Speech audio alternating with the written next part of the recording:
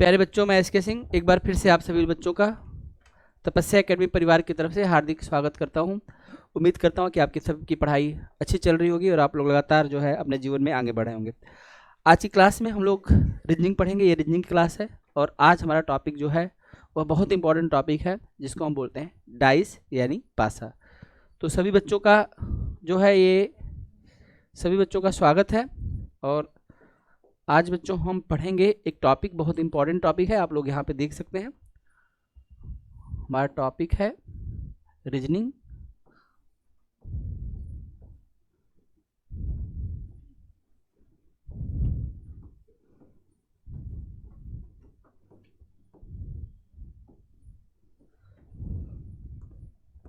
ठीक, आज रीजनिंग की बात हम लोग करेंगे और आज हम पहला टॉपिक इसमें पढ़ेंगे डाइस।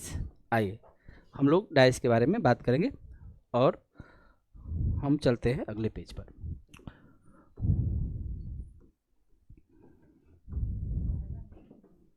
डाइस का मतलब होता है, डाइस को हम लोग बोलते हैं पासा। पासा पासा आप सभी लोगों ने लूडो खेला होगा और उसमें अपने पासे का प्रयोग किया होगा। गर्मी की छुट्टियों में या कभी भी जब हम लोग चाहते हैं प्ले करना तो आप कर सकते हैं। अब अगर हम बात करें तो ध्यान दीजिएगा कि बात नहीं करेंगे, आप लोग ध्यान से देखें। और अगर हम यहाँ पर बात करें, सबसे पहले मैं आपके सामने एक डाइस बनाता हूँ, अब उसको ध्यान से देखें।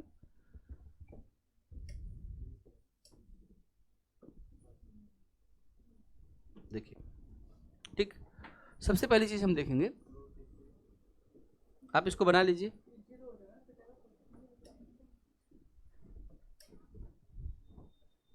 आगे बढ़े। हमने देखा कि डाइस में हमारे पास 6 फेस होते हैं। कितने फेस होते हैं? 6। देखो, एक ऊपर का होगा, एक नीचे का होगा, एक सामने का होगा, एक पीछे का होगा, एक लेफ्ट का होगा, एक राइट का होगा। तो हमारे पास कुल 6 फेस हैं। कितने फेस हैं? 6 फेस हैं।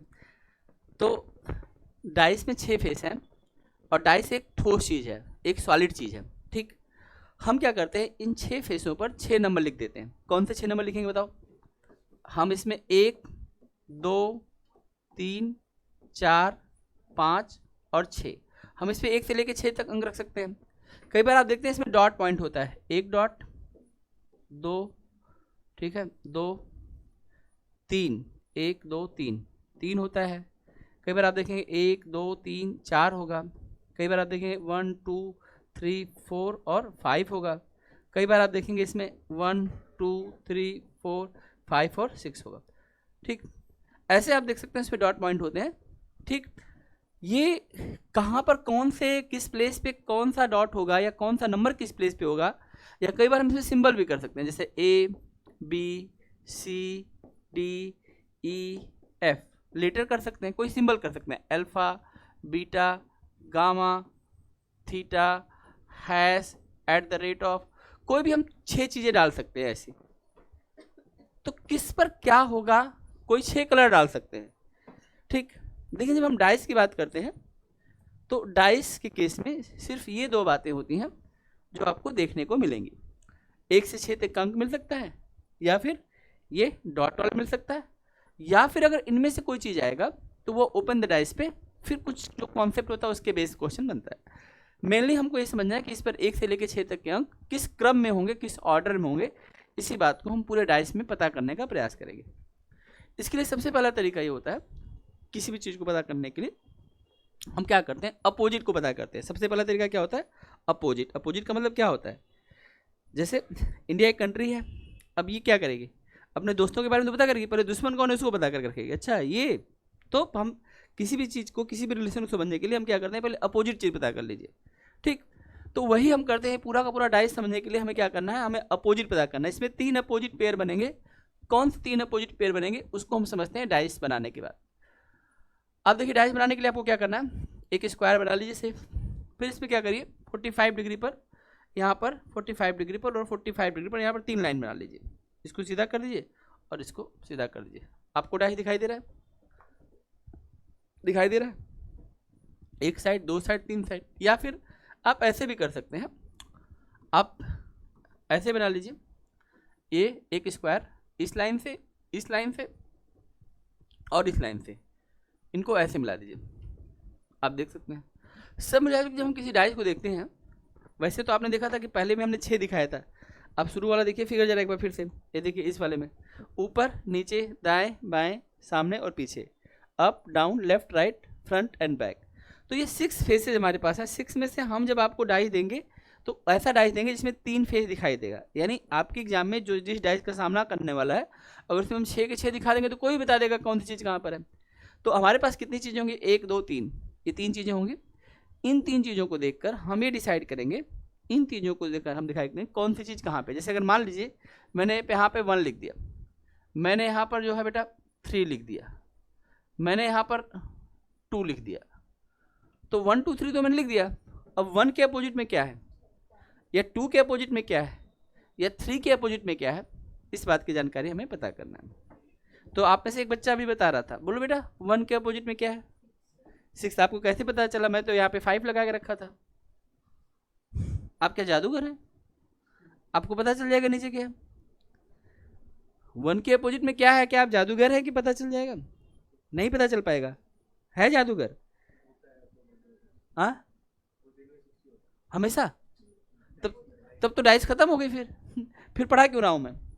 3 का 4 हो गया, 2 का 5 हो गया, और पूरे टॉपिक में खाली यही पता करना है, फाइंड द अपोजिट। फिर तो गेम ओवर हो गया ना बेटा।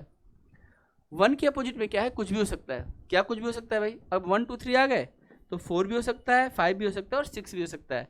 इन तीनों की पॉसिबिलिटीज है। ठीक, हम डाइस को यह देख के नहीं कह सकते कि 1 के अपोजिट में क्या है, 3 के अपोजिट में क्या है, 2 के अपोजिट में, लेकिन फिर भी इसका आंसर बताया जाता है, वो आंसर सही होता है। इस पूरे कॉन्सेप्ट को हम लोग ठीक से समझने का प्रयास करेंगे। और अगर 1 के अपोजिट में अगर 6 होगा तो कब होगा और किस केस में होगा। तो डाइस में हमारे पास और कोई काम नहीं है। डाइस के टॉपिक में 1 डाइस, 2 डाइस, 3 या 3 से अधिक डाइस, इसमें हम सारा के 3 केस बनाएंगे। सिंगल डाइस होगा तो हम क्या स्ट्रेटजी बनाएंगे, 2 डाइस होगा तो हमारी स्ट्रेटजी क्या होगी, 3 या 3 से अधिक डाइस होगा तो उसकी स्ट्रेटजी क्या होगी। इस आधार पर हम इस डाइस को समझने का प्रयास करेंगे, फिर कुछ बचेगा नहीं। ठीक, और हमें पता क्या करना है, टू फाइंड द अपोजिट। तो सबसे पहले हम लोग क्या करते हैं, सबसे पहले चीज़ हम क्या करते हैं, डाइस को समझते हैं। तो आप हेडिंग देंगे डाइस, डाइस। ठीक, लिखेंगे dice are 2 type, dice are 2 types. Dice 2 प्रकार के होते हैं, डाइस आर 2 टाइप्स। ये 2 प्रकार के होते हैं, डाइस के 2 टाइप होते हैं, डाइस आर 2 टाइप। कौन कौन सा डाइस होता है, एक डाइस होता है जिसको हम बोलते हैं सिंपल डाइस, सिंपल डाइस। और दूसरा डाइस हमारे पास होता है जिसको हम बोलते हैं स्टैंडर्ड, स्टैंडर्ड डाइस। 2 तरह का डाइस होगा, पहला डाइस होगा सिंपल डाइस और दूसरा स्टैंडर्ड डाइस। तो आइए समझते हैं कि सिंपल डाइस क्या होता है, किस डाइस को हम सिंपल डाइस कहते हैं। What is the simple dice. ठीक है, आप में से कोई बताएगा कि सिंपल डाइस कौन, किस डाइस को हम सिंपल डाइस कहेंगे। ठीक है, मैं बताता हूँ। देखो बेटा, डाइस के केस में हमने देखा कि 1 से लेकर 6 तक का अंक लिखना होता है। अगर हम उस अंकों को लिखने में किसी पैटर्न का फॉलो ना करें, रेंडम पैटर्न, कोई सा भी नंबर कहीं भी रखेंगे, उसी को सिंपल डाइस बोलते हैं। और आपके एग्जाम में कौन सा डाइस पूछा जाता है, सिंपल डाइस। कंफर्म होगी बात, कौन सा डाइस पूछा जाएगा, सिंपल डाइस। 99% केस में जो बात होगी वह सिंपल डाइस की ही बात होगी। 1% केस में वह डाइस स्टैंडर्ड डाइस हो सकता है। इसीलिए सबसे ज़्यादा इंपॉर्टेंट कौन बना, सिंपल डाइस। और सिंपल डाइस क्या कहता है कि हम, सिंपल डाइस कैसा डाइस है, a dice have no proper order of its digit. ऐसा डाइस जिस पे अंकों का कोई निश्चित क्रम नहीं होता, ऐसे डाइस को हम लोग क्या बोलते हैं। तो इसमें क्या होता है, सिंपल डाइस में लिख लो नो प्रॉपर ऑर्डर, लिखो no proper order of no proper order of numbers. 1 से लेकर जो 6 तक नंबर होते हैं उनका कोई प्रॉपर ऑर्डर नहीं होता है। No proper order of number 1 to 6, इनका कोई ऑर्डर नहीं होता, कोई सा भी कहीं जा सकता है, किधर भी 1 हो सकता है, किधर भी 2 हो सकता है, किधर भी 3 हो सकता है, इसलिए इसका कोई प्रॉपर ऑर्डर नहीं होता है। ठीक है बेटा, तो चलो एक फिगर बना लो और लिख दो कि ये सिंपल डाइस है। चलो ये देखो, यहाँ पे हमने लिखा है 1, यहाँ पे लिखा है 3, हमने लिखा यहाँ पर 4। ये एक डाइस मैंने बनाया है जो सिंपल डाइस का एग्जाम्पल है। हालांकि इसमें पता ही नहीं है कि और चीज़ें कहाँ हैं, लेकिन हम इस डाइस को हमेशा और हमेशा सिंपल डाइस ही कहेंगे। क्यों सिंपल डाइस कहेंगे इस बात को हम थोड़ी देर बाद अभी समझेंगे कि सिंपल डाइस इसको मैंने क्यों लिखा, 1 3 4 एक सिंपल डाइस क्यों है। ठीक, सिंपल डाइस का मतलब होता है कोई भी चीज़ कहीं भी हो जाए, कहीं भी 1 है, कहीं भी 2 है, कहीं भी 3 है, कहीं भी 4 है, इससे कोई फर्क ना पड़े।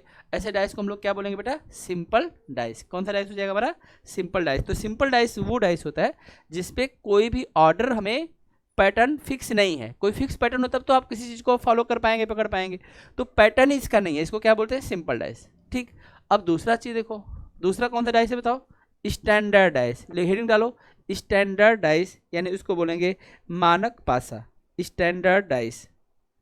इस हेडिंग डालो दूसरा, पहला हो गया simple dice no proper order, और दूसरा लिखो स्टैंडर्ड डाइस। स्टैंडर्ड डाइस में लिखेंगे लिखिए हेडिंग डालिए स्टैंडर्ड डाइस, और लिखिए सम of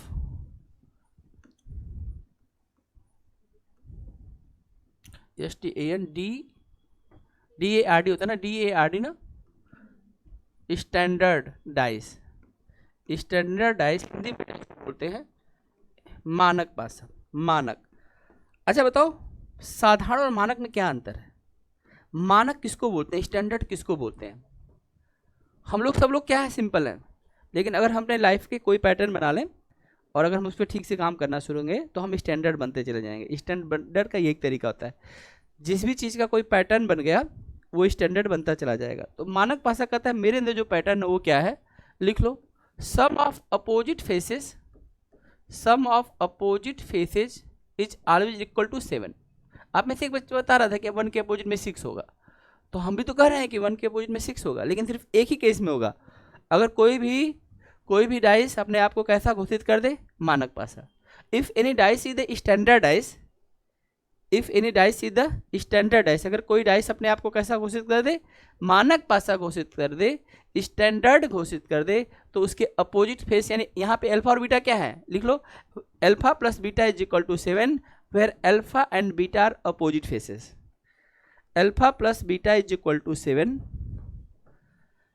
alpha plus beta is equal to 7, alpha plus beta is equal to 7, where alpha and beta are opposite faces. इसका मतलब अगर मैं इसका डाइस बनाना चाहूंगा तो देखो जरा ध्यान से, अगर मैं यहाँ पे लिखता हूँ 1, यहाँ पे लिखता हूँ 2, यहाँ पे लिखता हूँ 3, तो क्या स्टैंडर्ड डाइस होगा कि नहीं होगा। अभी तक हम नहीं कह सकते जब तक कि क्वेश्चन हमें एकदम क्लियरिटी ना दे दे और कहे क्वेश्चन कि देखो भाई ऊपर 1 है तो नीचे 6 है, इधर 3 है इधर 4 है, इधर 2 है इधर 5 है, तब तक हम इसको स्टैंडर्ड करने की स्थिति में नहीं है। या तो क्वेश्चन आपसे पूछे कि मानक पासा में 1 के अपोजिट में क्या होगा, तब तो आप कहेंगे 6, लेकिन पासा में 1 के अपोजिट में क्या होगा तो ये कहना जरूरी नहीं है, क्योंकि अब जब तक आप डिक्लेयर नहीं करेंगे और आपके एग्जाम में तो सिंपल ही आएगा, इतना आसान क्वेश्चन तो आएगा नहीं, तो बात ही खत्म, ये चैप्टर पढ़ाने की जरूरत क्या है। लेकिन हाँ यह केस हमें पता होना चाहिए जो हम इमरजेंसी केस में लागू करेंगे कि स्टैंडर्ड में क्या होता है, 1 का अपोजिट क्या होगा 6, 2 का अपोजिट क्या होगा 5, 3 का अपोजिट क्या हो जाएगा 4, opposite of 4 is equal to 3, opposite of 6 is equal to 1, opposite of 2 is equal to 5, only in the case of the standardize. आई बात समझे। तो अगर कोई स्टैंडर्ड होगा तो उसमें क्या होगा, ऐसे कोई भी 3 नंबर होंगे जिनका अपोजिट होगा। आई बात समझ में। हमने पिछले केस में इस केस को यहाँ पर एक डाइस बना के, हमने सिंपल डाइस बना के क्यों कहा कि सिंपल डाइस है, क्योंकि ये जीवन में कुछ भी कर लेंगे स्टैंडर्ड नहीं हो पाएंगे। 3 के अपोजिट में क्या होना चाहिए था 4, अगर 3 और 4 आर पास है तो कभी भी ये तो स्टैंडर्ड हो नहीं सकते हैं। आई बात समझ में। तो इसीलिए हमें डाइस को देख के यही नहीं पता चल पाएगा कि यह सिंपल है या स्टैंडर्ड है, लेकिन टेक्निक आपको क्या पता चली, पहले बता दिया कि 99.9 केसेस में ये डाइस जो दिए जाएंगे कैसे दिए जाएंगे, सिंपल। और सिंपल केस में क्या होता है कि कोई भी प्रॉपर ऑर्डर नहीं होता है। करेक्ट है। अब हम चलते हैं चैप्टर में थोड़ा सा आगे बेटा। जब आप थोड़ा सा आगे चलोगे तो आपको बता रहा हूँ कि इस पूरे टॉपिक का जो मेन चीज़ है, जो हम लोग पढ़ रहे हैं, जो हमें समझना है, बस एक ही काम करना है, और वो काम में क्या करना है, टू फाइंड अपोजिट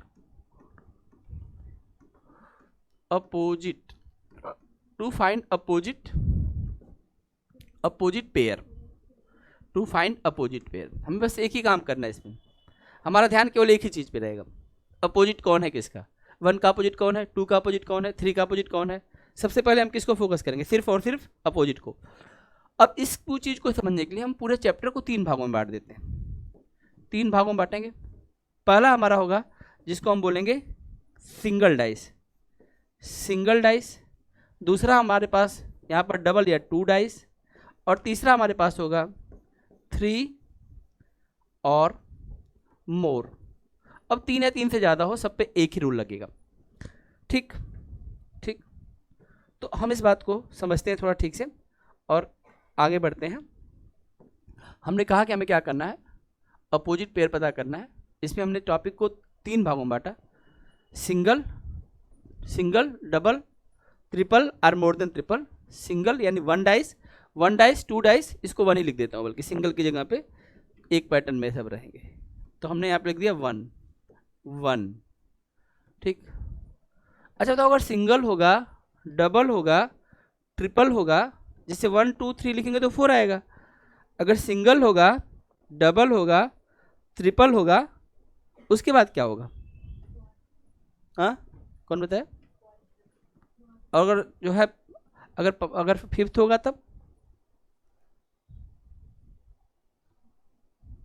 5 चीजें होंगी, तब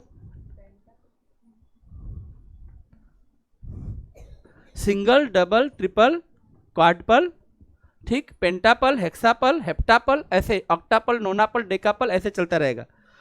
हाँ, नोनापल, इसमें नोनापल में तुमको क्या दिक्कत है? बहुत सारे वर्ड को ये मार्क करता रहता है बीच बीच में। आपके शब्द ही आपकी पहचान बनाते हैं कि आप किन शब्दों पे फोकस है, ये भी ध्यान रखिए। हम इंटरव्यू पैनल के बहुत सक्रिय मेंबर हैं, हम इथिक्स इंटीग्रिटी के टीचर्स हैं, हम कम्युनिकेशन के टीचर हैं। आप ही लोग तो केवल मैथ समझते हैं, सिविल सर्विस मेरी क्लासेस सिर्फ इन सब्जेक्टों के लिए लगती हैं। तब आपकी पर्सनालिटी कब बेहतर होगी यार? कब तुम बचपने से बाहर निकलोगे? जिस दिन तुम निकल गए ना बेटा, बस उसी दिन समझ लो कि अब वो बातें हैं जो तुम कुछ भी गेट कर सकते हो। फिर एग्जाम तो सिर्फ एक बहाना होगा। फोकस बहुत बड़ी चीज़ है बेटा। लाइट को जब हम फोकस करते हैं ना, पेपर को जला के राख कर देता है। फोकस तो सही जगहों पे करो। फोकस ये है कि इस टॉपिक की कौन सी बात है जो मुझे अभी तक नहीं आ रही है। तुम्हारा फोकस क्या है? नोनापल पे। गजब बात है। देखो इधर आओ प्रियांशु बेटा, इधर आओ, नोनापल, इधर आओ। 1 डाइस आएगा तो इसमें रूल जो लगता है, उस पर किस रूल से हम इस पर जाएंगे, यहाँ पर हम आपको कुछ रूल बताएंगे। वो रूल आपको याद रखना है। क्या क्या रूल है? अगर आपके पास सिंगल डाइस या 1 डाइस आता है तो 1 डाइस के लिए हम एक रूल यूज करते हैं। आपके पास अगर 1 डाइस है तो आप ऐसे केस में एक रूल यूज करेंगे, और रूल मैं आपको बता रहा हूँ कि आपको कौन सा रूल यूज करना है। अगर आपके पास 1 डाइस है तो इसके लिए कोई रूल नहीं है। क्या है? कोई रूल नहीं है।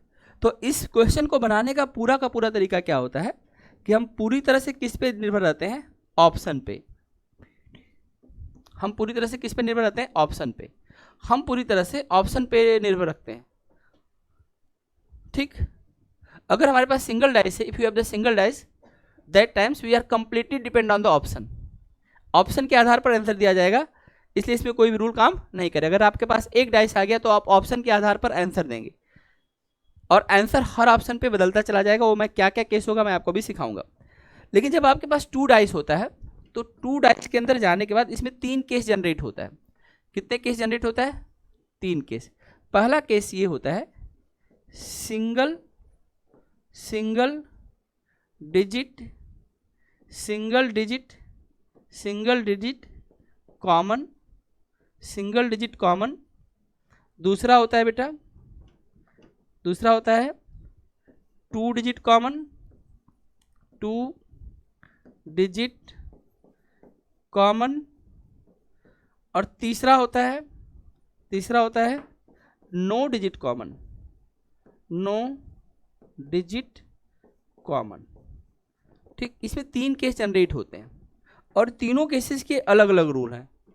अगर सिंगल डिजिट कॉमन होगा तो इसमें जो रूल लगता है उस रूल का नाम है, याद रखना, यही सबसे इंपॉर्टेंट बात है, इसको बोलते हैं रोटेशन। इसको बोलते हैं रोटेशन रूल।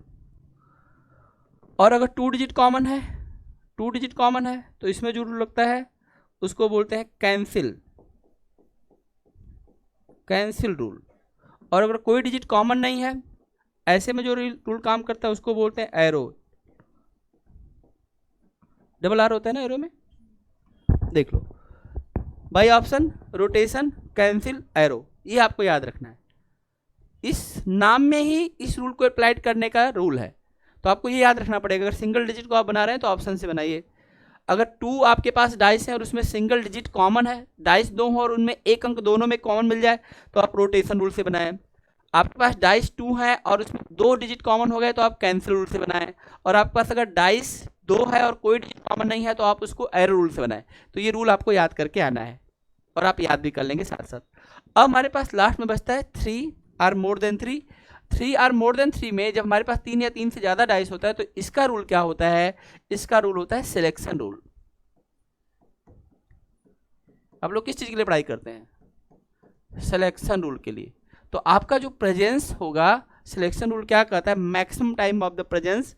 तो अगर आपका प्रेजेंस हर चीज़, जैसे हम टेस्ट ले रहे हैं उस पर आपका मैक्सिमम हो रहा है, क्वेश्चन आप बना रहे हैं जल्दी बन जा रहा है, टाइम ज़्यादा लग रहा है, आप घर से खूब ज़्यादा पढ़ के आ रहे हैं, आप रोज़ 2-4 क्वेश्चन लेके आ रहे हैं, पूछ रहे हैं, तो आप सिलेक्शन आप लेके चले जाएंगे। सिलेक्शन लेना एक टेक्निक है, ये तो पढ़ाई तो सभी करते हैं, उसी में से कुछ बच्चे जो होते हैं वो फट से सिलेक्शन लेके चले जाते हैं। वो फोकस आपके फोकस पे डिपेंड करता है। मैं बार बार कर रहा हूँ, लाइन लेंथ नहीं तो पूरा दिन खराब हुआ, मेहनत हुई, श्रम खराब हुआ, आना जाना खराब हुआ।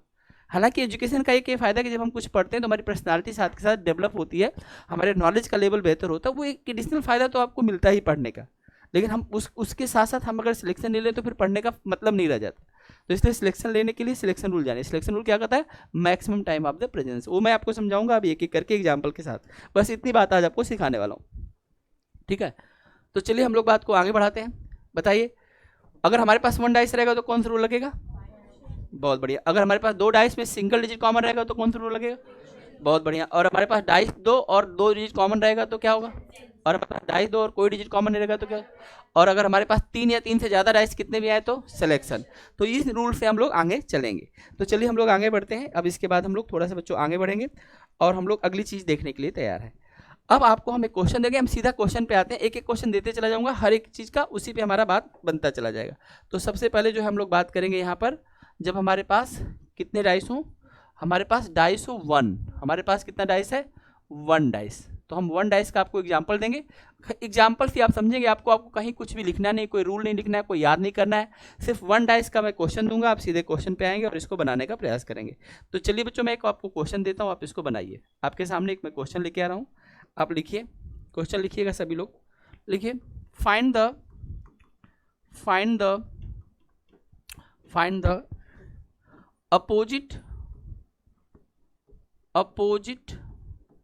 of 3 in the given dice, ये आप लोगों को जो है यहाँ पे क्वेश्चन लिखेंगे। Find the opposite of 3 in the given dice, और यहाँ पर हम क्या कर देंगे? क्वेश्चन मार्क कर देंगे।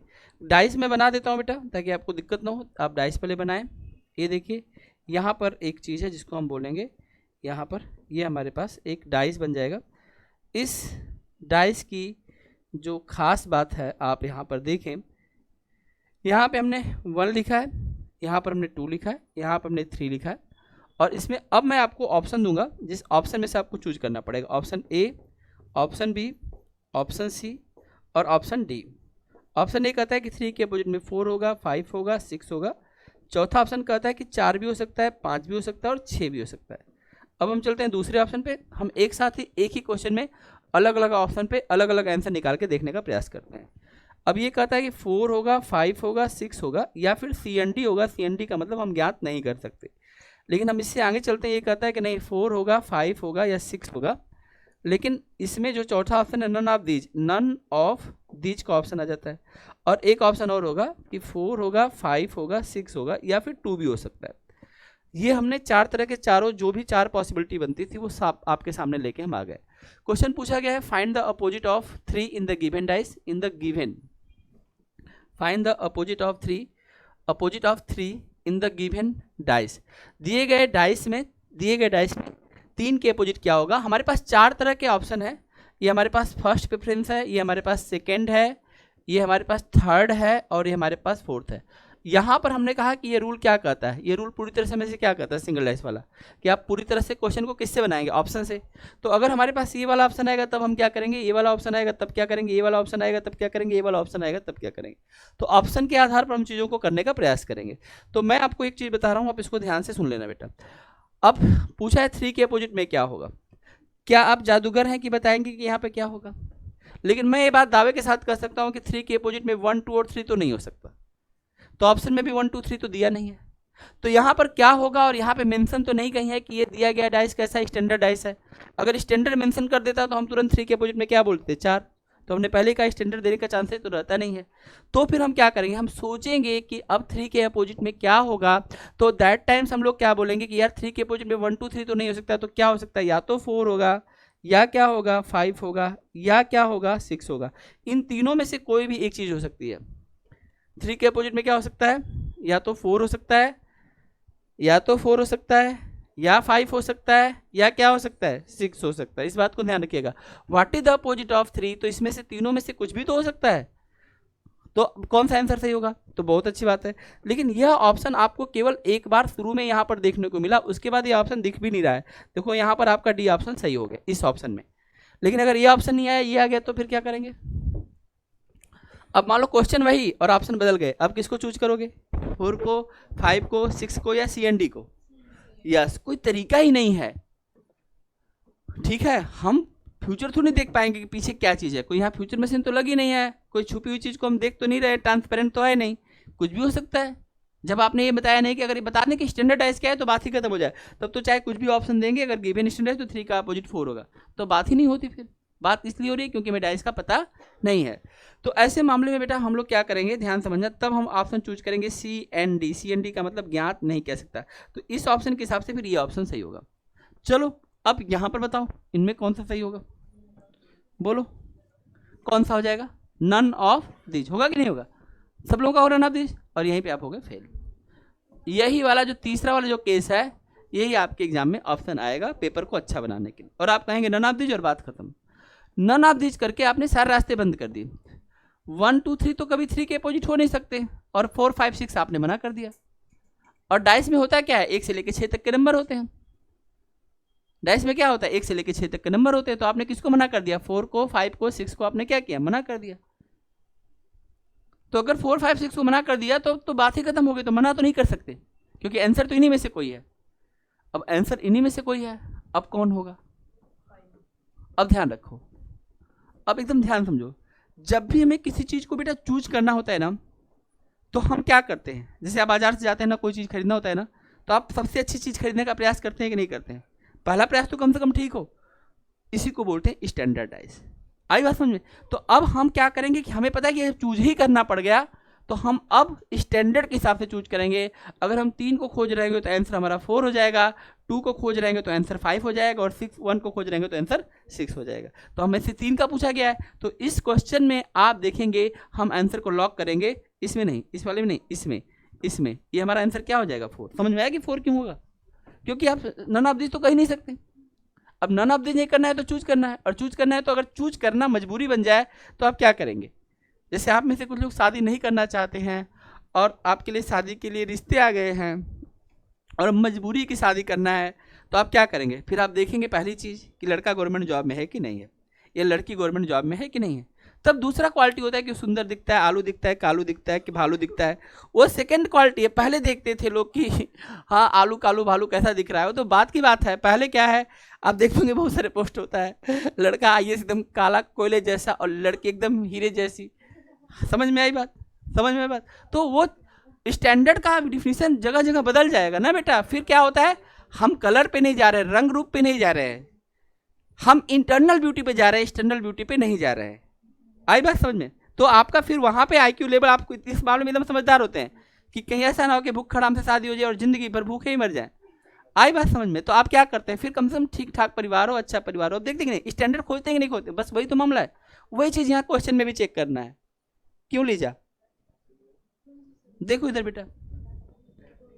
तो आप क्या करेंगे बताओ, इसमें स्टैंडर्ड के हिसाब से आंसर क्या हो जाएगा 4। गाजी कोई प्रॉब्लम है बेटा, अरे कहीं नहीं जाएगी, यहीं पर कैप मिल जाएगी। तुम पढ़ लो इधर, ये क्वेश्चन चला गया तो तुम पे कहीं के नहीं रहोगे। इधर देखो, what is the opposite of 3 in the next case. बताओ चौथे केस में आंसर क्या होगा, जल्दी बोलो। अब क्यों 4 हुआ, क्योंकि अब तो चूज करना ही है, और चूज करना है तो बस हमेशा ध्यान रखना, अगर चूज करना है तो फिर तो स्टैंडर्ड के साथ जाना पड़ेगा। तो इसीलिए बेटा देखो, क्वेश्चन तो आपका एक ही था, लेकिन हमने अलग अलग ऑप्शन पे दिया, इसलिए ये क्वेश्चन पूरी तरह से किस पे निर्भर करता है, ऑप्शन पे। इसलिए इसको पहला कुछ चीज़ को हम ऐसे ऑप्शन से ही सीख के चलेंगे। चलो नोट कर लो जल्दी से, जैसे मैंने बताया। चलो मैं एक ऑप्शन अपनी तरफ से और सेट कर रहा हूँ और देखता हूँ कि तुम अब इसमें क्या बताओगे। ठीक है बेटा, करूँ set option, option A, option B, question same है, ऑप्शन सी, ऑप्शन डी। अभी तुम्हारा टेस्ट होगा कि तुमने सही पढ़ा है कि नहीं पढ़ा है। मैं कह रहा हूँ कि 4 हो सकता है, मैं कह सकता हूँ कि 3 का अपोजिट 6 भी हो सकता है, मैं कह सकता हूँ या तो 4 होगा या 5 होगा या 6 होगा, और मैं कह सकता हूँ कि इसका आंसर सी एंड डी है, सी एंड डी है। और कौन सा होगा, और समझ में आया, क्योंकि इसका सही आंसर यही है। 3 का अपोजिट क्या है, तो सबसे बेस्ट जो ऑप्शन होता है वो होता है 4 या 5 या 6। अगर ये ऑप्शन नहीं है तब हम जो है किसी अदर ऑप्शन को चूज करने का प्रयास करेंगे।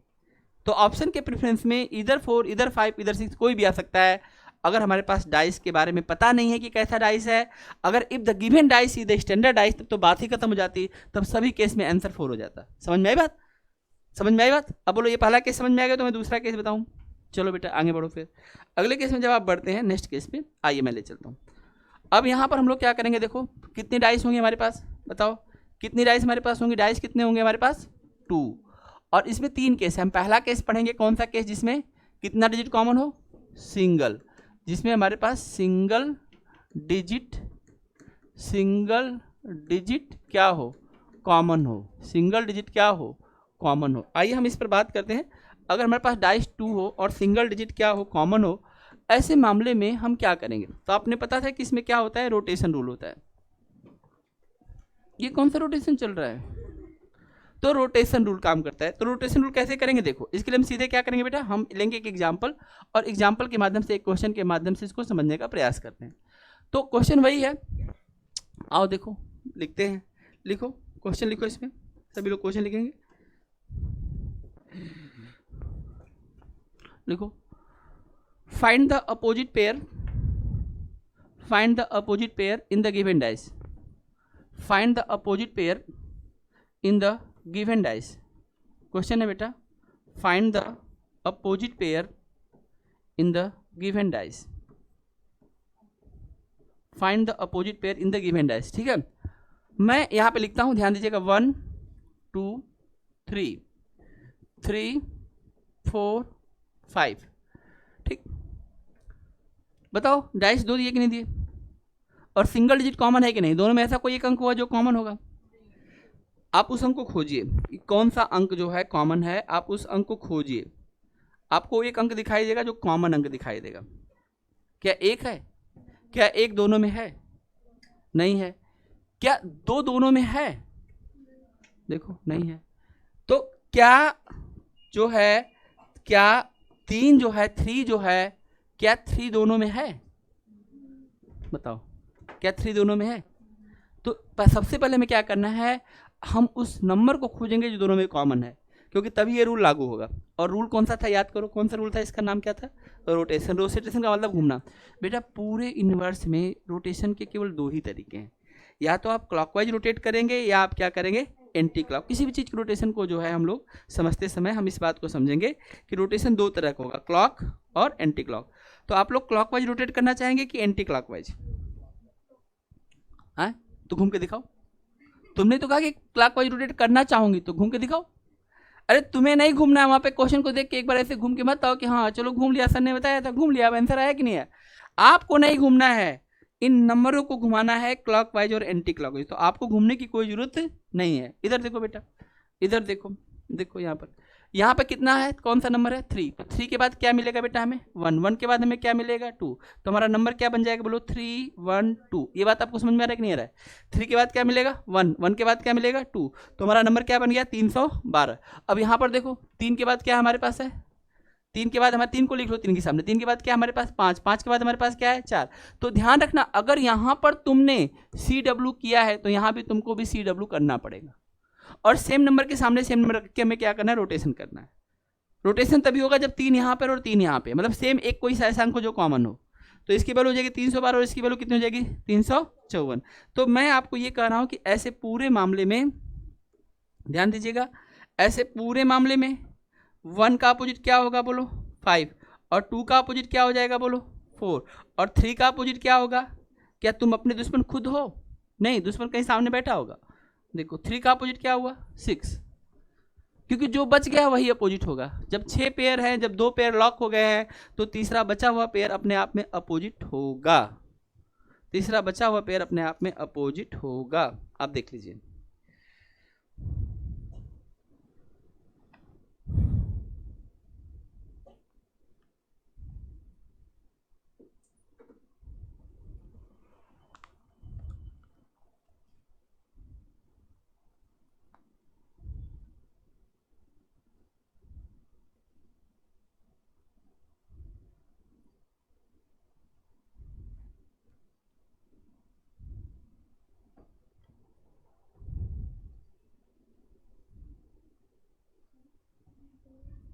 आई बात समझे। 3 के साथ में हम सामने किसको रखेंगे 3 को रखेंगे, 3 के सामने किसको रखेंगे 3 को रखेंगे, ठीक। और 3 के सामने 3 को रखेंगे तब हमें 1 का और 2 का अपोजिट पता चल जाएगा रोटेशन रूल से। क्योंकि देखो 3 के बाद यहाँ पर क्या है 5, और यहाँ पे 3 के बाद क्या है, अब 3 के बाद दूसरे नंबर पे यहाँ पे कौन है 2, और 3 के बाद दूसरे नंबर पे क्या है। हमने क्लॉकवाइज मूव किया तो इसको भी क्लॉकवाइज करना है। अगर एंटी क्लॉकवाइज से करेंगे तो दोनों को एंटी क्लॉकवाइज से करेंगे। दूसरी बात, अब इसमें एक बात समझना, अगर आपसे क्वेश्चन ये पूछ रहा है कि चलिए बताइए कि 3 का अपोजिट क्या होगा, तो आपको बोलना पड़ेगा कि 3 का अपोजिट 6 होगा। 6 का पूछेगा तो क्या होगा 3 होगा। लेकिन इस क्वेश्चन में एक समस्या है। समस्या है अगर 1 का पूछेगा तो आप 5 तो बताएंगे, और 5 का पूछेगा तो 1 बताएंगे, और ऑप्शन में ऐसा है तो ठीक है, कोई दिक्कत नहीं है। लेकिन इसमें फिर एक चीज़ और एक बात और बढ़ जाती है। अगर ऑप्शन में पूछा जाए अगर 1 का अपोजिट क्या है, और ऑप्शन में 5 के साथ साथ एक नया ऑप्शन एंट्री कर जाए 5 या 4, तो हम इस वाले ऑप्शन को ज़्यादा प्रेफरेंस करेंगे। फिर समझिए, अब यहाँ पर फिर ऑप्शन बेस हम चले जाएंगे। अगर 1 के अपोजिट में 5 है तो 5 टिक करके चलो, लेकिन 5 भी है और 5 या 4 है तो प्रेफरेंस किसको दिया जाएगा। 3 का अपोजिट 6 ये 100% सही होता है, और ये लोग 50-50% सही हैं, सही माने जाएंगे, लेकिन ये बदल भी जा सकते हैं। जैसे अगर 2 का पूछेगा तो 2 का 4, लेकिन सही ऑप्शन क्या होगा 5 या, बताओ सही ऑप्शन क्या होगा इसके लिए 5 या 4। इस बात को ध्यान रखना। तो यहाँ पर 5 या 4, 2 का अपोजिट क्या हो सकता है 5 या 4। ऐसे बेटा अगर 5 का पूछा जाएगा तो 1, लेकिन सही ऑप्शन क्या होगा 1 या 2। 4 का ऑप्शन 2, लेकिन सही ऑप्शन क्या होगा 1 या 2। तो ये प्रेफरेंस बेस्ड आंसर बदलते हैं इन लोगों में। अगर ऑप्शन में 2 का 4 दिया है, 4 का 2 तो सही चले, लेकिन ऑप्शन में 2 का पूछा है और ऑप्शन में 5 या 4 का ऑप्शन है, तो हम 5 एंड 4 के साथ चले जाएंगे। समझ में आई बात। तो इसको इसी तरह से आप नोट करें, तब मैं आपको इसके बाद आगे लेके चलता हूँ। इसलिए छोटी छोटी बातें हैं जो आपको सीखना है, तब जाके फिर डाइस। नहीं तो इतना आसान नहीं है ना बेटा कि 1 का 6 बोल दिया और काम खत्म हो गया। नहीं, वो तो सिर्फ एक केस स्टैंडर्ड है जो कि एग्जाम में पूछता ही नहीं है। तो जो पूछेगा उसको कैसे करना है, इसको आपको हैंडल करके अच्छे से समझ के फिर क्वेश्चन बना के प्रैक्टिस करके टेस्ट दे के तब आगे बढ़ेंगे हम लोग।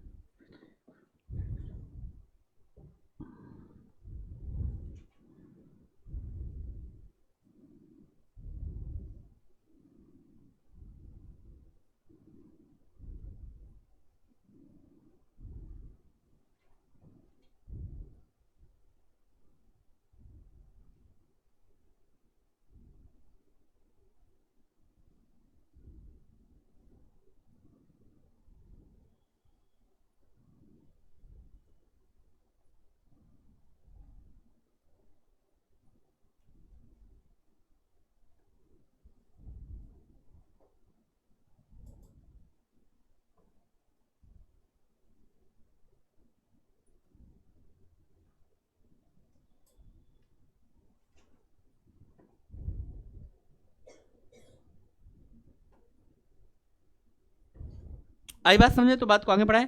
कोई प्रॉब्लम है तो आप पूछ भी सकते हैं, समझ में आ रहा है तो हम बात को आगे बढ़ा सकते हैं। ओके, यहाँ तक बात ठीक है। चलो बेटा, तब हम बात को आगे बढ़ाते हैं। अब हमने ये देखा कि ऐसे मामले में जब हमारे पास डाइस 2 था, डाइस कितने थे हमारे पास 2, और डिजिट कितना कॉमन था, 1। अब हमारे पास अगला केस क्या है बताओ, सोचो कि क्या केस है हमारे पास। अगला केस हमारे पास ये है कि हमारे पास डाइस कितने होंगे, 2 ही डाइस होंगे, लेकिन डिजिट कितना कॉमन होगा, डाइस 2 होंगे, लेकिन डिजिट कितना कॉमन डिजिट होगा बताओ। तो इसमें होगा 2 डिजिट कॉमन। कितने डिजिट कॉमन होंगे, 2 डिजिट क्या होंगे कॉमन। बताओ कौन सा रूल लगता है बेटा इसमें, कौन सा रूल लगता है इसमें, हाँ कैंसिल रूल। तो आइए हम एक एग्जांपल करते हैं, क्वेश्चन लिखिए, फाइंड द क्वेश्चन लिखेंगे हम लोग, बात नहीं बेटा, find the opposite of 4 in the given dice, find the opposite of 4 in the given dice, find the opposite of 4 in the given dice, find the opposite of 4 in the given dice. ये question आपके पास में आ गया। Dice पे यहाँ पे लिखा है 2 3 4 और यहाँ पे लिखा है 3 5 2। चलो मैं बदल देता हूँ प्लीज़ ताकि कोई कन्फ्यूजन ना हो, 3 5 2।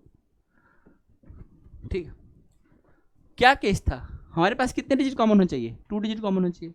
आप यहाँ पर देख भी सकते हैं, आपको 2 डिजिट कॉमन मिलेगा। बताओ कौन से 2 डिजिट कॉमन है।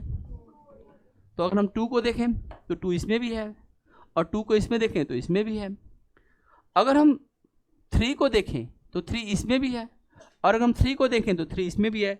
लेकिन अगर मैं 4 को देखना चाहूँ तो 4 इसमें तो है, लेकिन क्या 4 उसमें है, देखो 4 इसमें तो है लेकिन 4 उसमें नहीं है। तो हमें पहले उन 2 डिजिट को फिक्स करना पड़ेगा जो दोनों में कॉमन हो। और रूल कौन सा चल रहा है, कौन सा रूल है, कैंसिल। कैंसिल का मतलब क्या होता है, देखो किसी चीज़ को कैंसिल करने के लिए ना बेटा, किसी भी चीज़ को कैंसिल करने के लिए ना जो है जितनी उसकी वैल्यू होगी ना उतनी कीमत चुकानी पड़ेगी। जैसे आप दुकान से आप सामान लेके आए और आपने 1000 रुपये का सामान लिया, तो जब तक आप उसको 1000 रुपया नहीं देंगे ना तब तक वो कैंसिल नहीं होगा। कहते हैं हर एक चीज़ की कीमत चुकानी पड़ती है। आप तैयारी कर रहे हैं ना, तो जो एग्जाम की डिमांड है, आप चाहे कितने भी होशियार हैं, आपकी बुद्धि का IQ लेवल कितना भी अच्छा हो, जिस एग्जाम की आप तैयारी कर रहे हैं उसकी एक कीमत है। अगर वो आपने कीमत नहीं चुकाई है, उतना मेहनत आपने नहीं किया है, तो फिर कोई मतलब, चाहे उससे आप आगे निकल जाए चाहे पीछे निकल जाए, चाहे बहुत दुनिया की सारी बातें आप जाने, एग्जाम जो डिमांड कर रहा है अगर वो आपने नहीं पढ़ा ना बेटा, तो फिर सारी बातें फिर आप जानते रहिए, आप होशियार रहिए, आपका IQ लेवल बहुत अच्छा रहे, आप कुछ भी करें, लेकिन आप उस चीज़ को गेट नहीं करेंगे। हर चीज़ की एक कीमत होती है, इस बात को समझना है।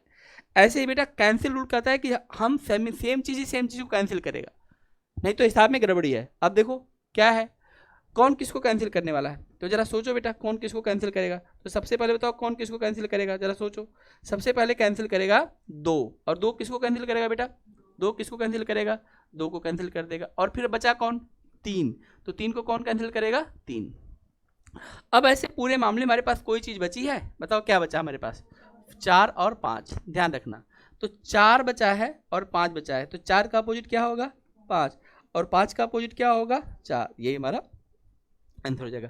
कैंसिल में सारी चीज़ें कैंसिल हो जाती हैं, जो चीज़ बचेगा सिर्फ उसी का अपोजिट हम बता सकते हैं। तो आप इसको नोट करिए, तब हम तीसरे केस पे आपको लेके चलते हैं।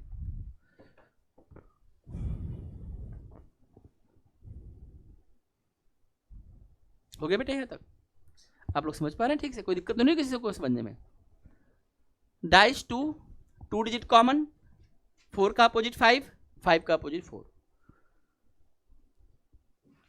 4 का अपोजिट क्या होगा 5, और 5 का अपोजिट क्या हो जाएगा 4।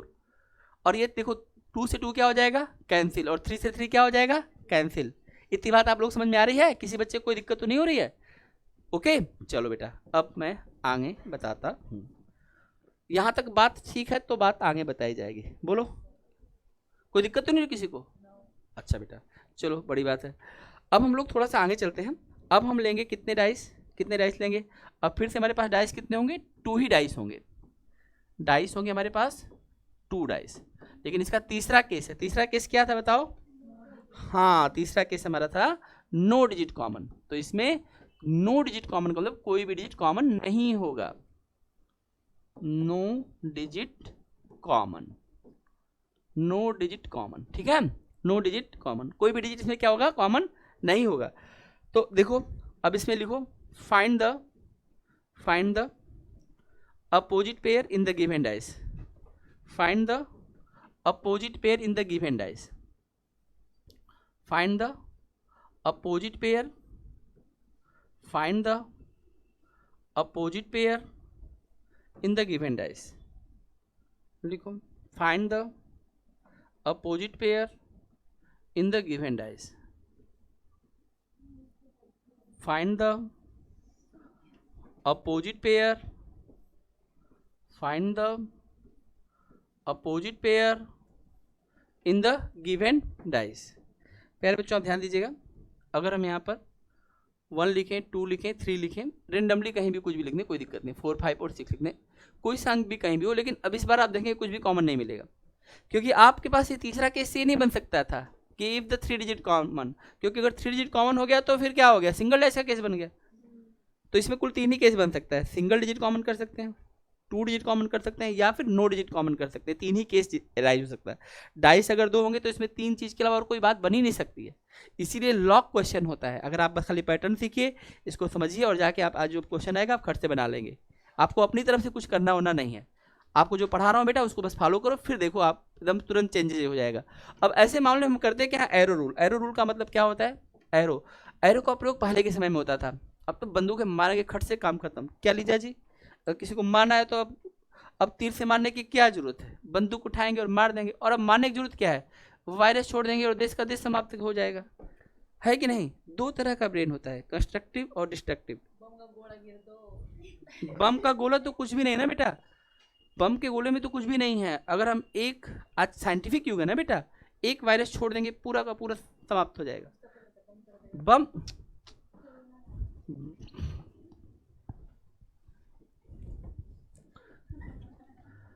पीछे की बात है, बम से आगे दुनिया चली गई बेटा। अभी आप देखेंगे, अगर हम वो तो कह रहे हैं कि कोरोना में जो है, सुनो, चाइना वाले मामले में जो सुनने में आया कि बहुत सारे जो है वायरस पर जो है क्या कर रहे हैं, बहुत सारे वायरस पर क्या कर रहे हैं, वो लोग रिसर्च कर रहे थे, खोज कर रहे थे, लीक हुआ वायरस। अगर मान लो उन्होंने इस तरह की चीज़ें पहले ही डेवलप कर ली और उसके अगेंस्ट की चीज़ें डेवलप कर दी, और अगर मान लीजिए वो चीज़ फैलता है, अब क्या है, इकोनॉमिक्स युग है, अब कोई किसी को मार के खुश नहीं है। मुझे तुम्हें मार के क्या मिलेगा, अगर मुझे आर्थिक फायदा हो रहा है तो मैं सोचूंगा उसके बारे में। आई बात समझ में, सब चीज़ किस पे चला गया, पूरी की पूरी व्यवस्था किस पे चलती है, इकोनॉमिक्स पे। अभी कोई बड़ा छोटा नहीं है, कोई कास्ट नहीं है अब, अगर है भी तो आने वाले समय में एक समय के बाद कास्टिज्म खत्म हो जाएगा। एक बात तय है एकदम, मैं दावे के साथ इस बात को बोल देता हूँ। अब कास्ट एक ही चीज़ का है कि आपके पास इकोनॉमिक्स है कि नहीं, इकोनॉमी आपकी मजबूत है कि नहीं, बस वही कास्ट है। दो जाति रह जाएगी, अमीर लोग और गरीब लोग, बस बात खत्म। समझ में आई बात। तो आप ये समझो ना कि वो चीज़ खत्म हो गया। अब गुस्सा किसी को हो रहा है तो कोई बात नहीं, चल ठीक है, मैं तेरे से ना अमीर बन के दिखाऊंगा तो अपने आप वो रहता रहेगा। मैं आप लोग क्या कर रहे हैं, आप लोग क्यों पढ़ना चाहते हैं, क्योंकि अपने जीवन को बेहतर बनाना चाहते हैं। समझ में आई बात। तो ये चीज़ अब सब लोग समझ गए, लड़ने का कोई फायदा नहीं, गुस्सा करने को। गुस्सा अगर है तो और पढ़ूंगा, कोई टेंशन दिया तो और 2 घंटे ज़्यादा पढ़ूंगा, खूब मेहनत करूंगा, दिखा दूंगा कि मेरे अंदर वो दम है, वो बात है। आई बस ज़्यादा गुस्सा करोगे तो मैं IAS बन के आऊँगा, तुमको मारने की जरूरत नहीं है। जिस दिन मैं IAS बना तुम अपने आप ही मर जाओगे। आपका पड़ोसी आपको बहुत तंग कर रहा है, आप IAS बन के जिस दिन एक कदम रखेंगे वो अपने आप ही उसका हार्ट अटैक से मर जाएगा, अगर आपका सच्चा दुश्मन है तो। आपकी सफलता से ही अगला बंदा, तो आपको किसी को डिस्करेज करने की जरूरत ही नहीं है, और आप तब भी उसका नुकसान नहीं करेंगे। उसके बेटे को बोलेंगे तू भी बन, मैं बन सकता, तू क्यों नहीं बन सकता, क्यों नहीं हम अगर आगे बढ़ेंगे तो। क्योंकि हम जब चीज़ों को ब्रॉड लेवल में जाएंगे तो यहाँ पे कोई बाहर से तो नहीं आया है, हमारा सब अपना ही परिवार है, हम अपने देश के ही लोग हैं। आप लोग कहीं लंदन से तो नहीं आ गए, कहीं एलियन तो है नहीं आप लोग इधर पढ़ने आए, इसके सिंह पढ़ाते हैं, चलो सर की क्लास में इधर बैठ के देखिएगा। हम अपने देश अपनी कंट्री के लिए काम करेंगे तो किसके लिए काम करेंगे, फिर कौन रिस्पॉन्सिबल होगा इन चीज़ों के लिए। जहाँ हम जिम्मेदारी उठा सकते हैं हम उठाएंगे, कोई बात होगी तो हमसे जो बन सकेगा हम करेंगे। आई बात समझ में। तो आप फिर आप देखेंगे कि आपकी पर्सनालिटी, आपका व्यक्तित्व, आपके पढ़ने का देखिए सब चीज़ों में एकदम से परिवर्तन हो जाएगा। बात समझ में आ रहा है। तो आप इधर आइए देखिए, तो यहाँ पर जब हम 2 डाइस की बात करते हैं तो नो डिजिट कॉमन, इसमें क्या है बेटा कि कोई भी डिजिट क्या है, कॉमन नहीं है। अब ऐसे केस में कौन सा रूल लगता है, एरो रूल। क्या करते हैं, मार दो, मार देंगे। मारने का नियम है कि अगर आप पास में है तो आप निशाना सही लगेगा। जैसे मान लीजिए 2 जानवर है, एक पास में एक दूर में, बहेलिया गया मारने के लिए तो उसको जिसको पास में रहेगा उसी पे निशाना लगाएगा ना, ताकि आसानी से वो मर सके। कन्फर्म है कि लगेगा, और दूर है तो पता नहीं निशाना बच गया तो। समझ में आई बात। जैसे कोई किसी को मारता है, मूवी भी देखिए तो पिस्टल कहाँ करता है, उसके मुंह में घुसा देगा, या सर पे लगा देगा, कनपट्टी पे लगा देगा, तुम सटा देगा ऐसा। दूर से क्यों नहीं मारते? क्योंकि अगर ऐसे हट गया तो, नीचे बैठ गया तो, है कि नहीं है? समझ में आई बात? तो जितनी डिस्टेंस कम होगी उतना ही निशाना क्या हो जाएगा, एकदम एक्यूरेट और सही हो जाएगा। तो अब इन दोनों डाइस में ऐसे दो चीज़ों को खोजो जो एकदम नज़दीक हो। बताओ ऐसी कौन सी दो चीज़ जो एकदम नज़दीक हैं? बस यही ध्यान रखना। एरो रूल इसीलिए इसका नाम दिया गया क्योंकि ये एरो रूल को फॉलो करता है, जो एकदम नज़दीक है इनको कनेक्ट कर लो। चलो अब दूसरी ऐसी कौन सी दो चीज़ें जो एकदम नज़दीक हो, सबसे ज़्यादा नज़दीक? तो अगर हम 3 को देखें तो 3 के लिए 5 और 6 दूर पड़ेगा, तो ऑब्वियस सी बात है दूसरी जो नज़दीक चीज़ हमें मिलेगी 3 और 5 की मिलेगी। अब जो बचा तीसरा, अब जो बचेगा उसी को आप मिला सकते हैं, अब तो कुछ कर नहीं सकते। तो तीसरी चीज़ हमारी कौन सी हो जाएगी? 3 और 6, और यही इसके अपोजिट पेयर को शो करते हैं। बात खत्म। इसलिए आपको अपना बुद्धि तो यूज नहीं करना बेटा, आप तो बस नकलची बंदर बन जाओ, जहाँ यूज करना हो यूज करना। समझ में बात? तो 1 का क्या हो जाएगा? 1 का क्या हो जाएगा? 6, 2 का क्या हो जाएगा? 4, 3 का क्या हो जाएगा? 5, 5 का क्या हो जाएगा? 3, 4 का क्या हो जाएगा? 6 का क्या हो जाएगा? 1। आराम से आप कर सकते हैं। अब हम चलते हैं अगले केस में। अगला केस कौन सा है बताओ? 3 आर मोर ना। चलो बेटा ये भी सीख लो, फिर उसके बाद नेक्स्ट कल की क्लास में ओपन द डाइस पढ़ेंगे, लेकिन आज हम लोग इस चीज़ को पहले कंप्लीट करेंगे। तो ये आपने नोट कर लिया। अब हम आगे बढ़ते हैं, ध्यान दीजिएगा।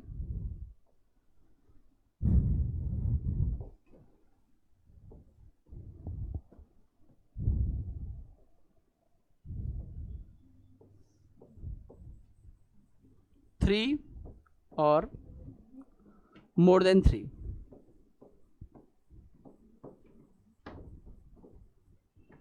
मोर देन 3, मोर देन 3, यहां तक बात समझ में आ गई? 3 or more than 3।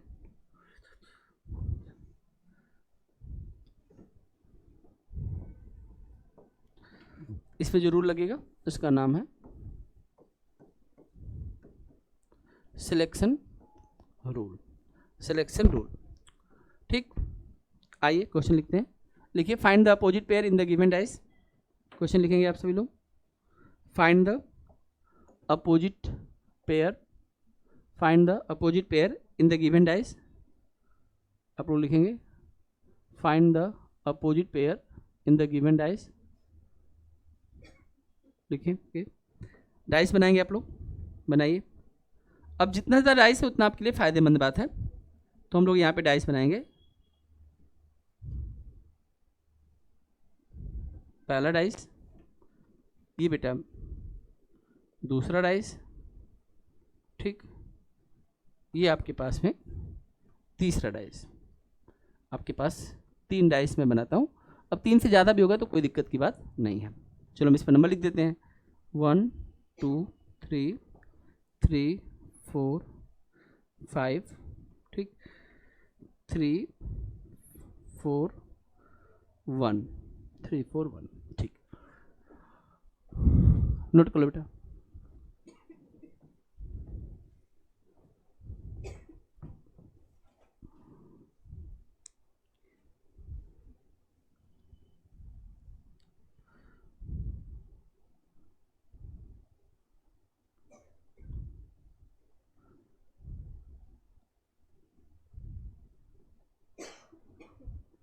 Three or more than 3 dice जब हमारे पास 3 या 3 से ज़्यादा डाइस हो।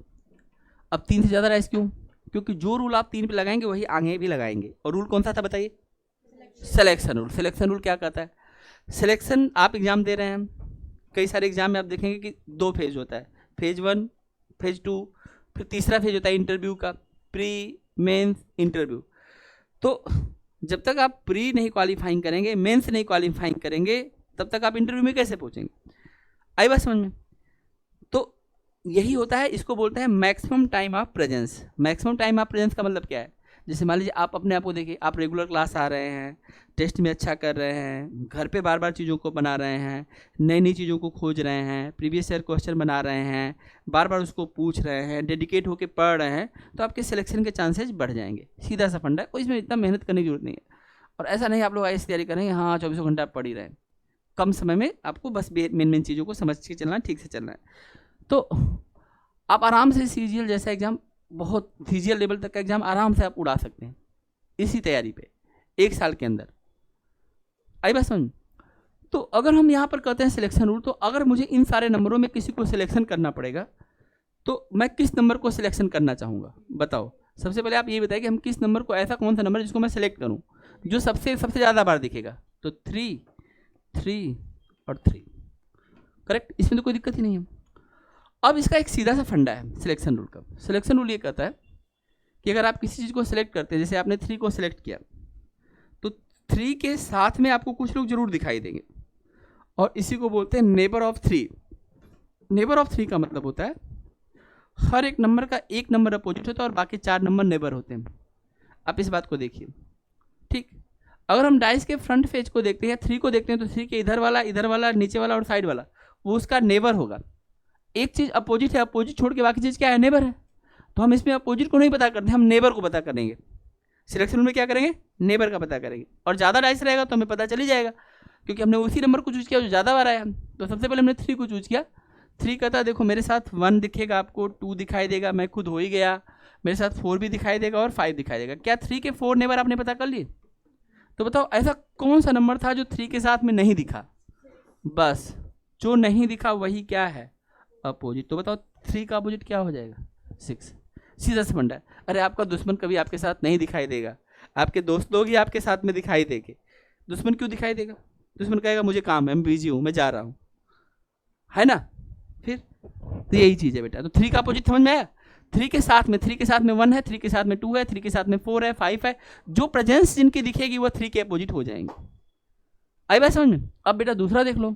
अब इसके बाद अब हम दूसरा किसको चूज करेंगे? बताइए ऐसी कोई चीज़ जो आपको ज़्यादा बार दिखाई दे रही है, किसको आप चूज करना चाहेंगे? बोलिए। देखो 1 भी 2 बार आया और 4 भी 2 बार आया, तो हम क्वेश्चन में या तो 1 के साथ बढ़ेंगे या तो 4 के साथ बढ़ेंगे, किसी भी एक को चूज कर सकते हैं। मान लीजिए आपने 1 को चूज किया है, तो आप 1 को यहाँ पे मार्क कर लीजिए और आप यहाँ पे 1 को मार्क करें। इन दोनों में 1 के साथ कौन कौन आया है, हम सेम प्रोसेस फिर 1 के लिए करेंगे। आप जरा ध्यान दीजिएगा। सबसे पहले हम क्या करेंगे? सबसे पहले हम यहाँ से 1 को चूज करते हैं। हम कहते हैं कि चलो 1 भाई तुम आओ। अब 1 के साथ जो लोग आए उनको देखो। 1 के साथ 2 आ गया, 3 आ गया। उधर से देखो 1 के साथ में कौन आया है? 3 तो आ चुका है, और कौन आ चुका है? 4 आ चुका है। अभी तो ऐसे कौन से लोग थे जो 1 के साथ में नहीं आए? बस यही आपको सोचना है और यही आप आंसर तक पहुंचेंगे। तो आप जैसे देखें कि 1 के साथ कौन कौन नहीं आया है, तो आपको 2 चीज़ें मिलेंगी। कौन सी 2 चीज़ें मिलेंगी? एक 5 और एक 6। रुको, तो 1 कहता है कि यार ये 2 3 4 तो ये सब मेरे दोस्त हैं, ये मेरे अपोजिट नहीं होंगे, तो मेरा अपोजिट इन दोनों में से कोई होगा। लेकिन रुको, अभी थोड़ी देर पहले आपने क्या खोजा था? 3 का अपोजिट कौन होता है? एक बार कोई भी किसी का अपोजिट बन गया तो फिर क्या अपोजिट बनेगा किसी का? नहीं। एक बार पेयर फॉर्मेशन हो गया तो पेयर फॉर्मेशन फिर अब टूटेगा नहीं। 3 का अपोजिट 6, 6 का 3, तो ये फिक्स हो गया हमेशा के लिए। तो क्या हम 6 को यहाँ पे रख सकते हैं? बोलो। नहीं रख सकते हैं। तो 6 यहाँ से कहाँ चला जाएगा? यहाँ पे चला जाएगा। 6 मूव कर जाएगा और 6 नेबर बन जाएगा। क्यों नेबर बना? बस यही समझ लो, क्योंकि ऑलरेडी पहले से ही 6 अपोजिट में है और वो कन्फर्म है। एक नंबर को अगर चूज कर लिया तो कन्फर्म है, अब उसमें किसी की एंट्री नहीं हो सकती। वही वाला मामला है। तो 3 का अपोजिट 6, 6 का अपोजिट 3। अब बचा हमारे पास क्या बेटा? 1। 1 का अपोजिट क्या हो सकता है?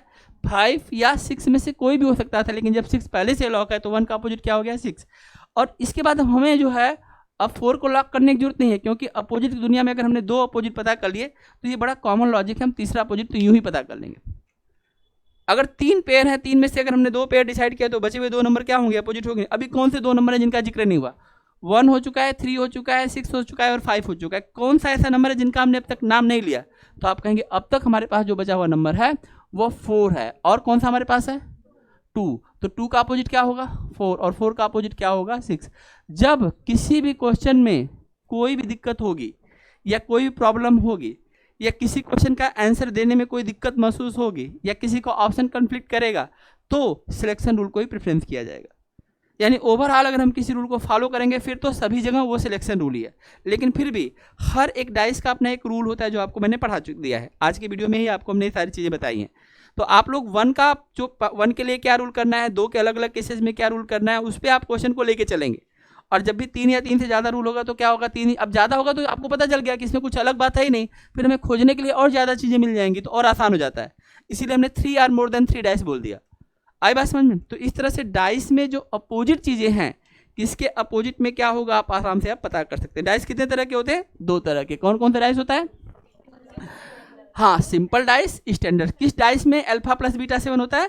स्टैंडर्ड डाइस में। अगर वो कोई भी अच्छा कोई भी अगर कुछ भी क्वेश्चन पूछूं कितने भी डाइस दूं और कह दूं कि the given dice is the standard dice, तो आंसर क्या हो जाएगा? 7। अगर 1 है तो 6, 6 है तो 5 बता, 6 है तो 1, 5 है तो 2, 2 है तो 5, तो हम लोग ये कह सकते हैं कि अपोजिट का सम 7 होता है। तो इतनी आसान बात तो आपके एग्जाम में पूछेगा नहीं, तो इसीलिए आपको ये पूरी बातें जाननी जरूरी है। तो आई होप कि आपको आज की क्लास समझ में आई होगी। इसका अगला पार्ट है जिसमें हम आगे की बात करेंगे, जहां हम पढ़ेंगे ओपन द डाइस और चीज़ों के बारे में, वो हम लोग अगली क्लास में अगले लेक्चर में करते हैं। ठीक है बच्चों, तो आज के लिए इतना ही। बहुत बहुत धन्यवाद। Thank you so much.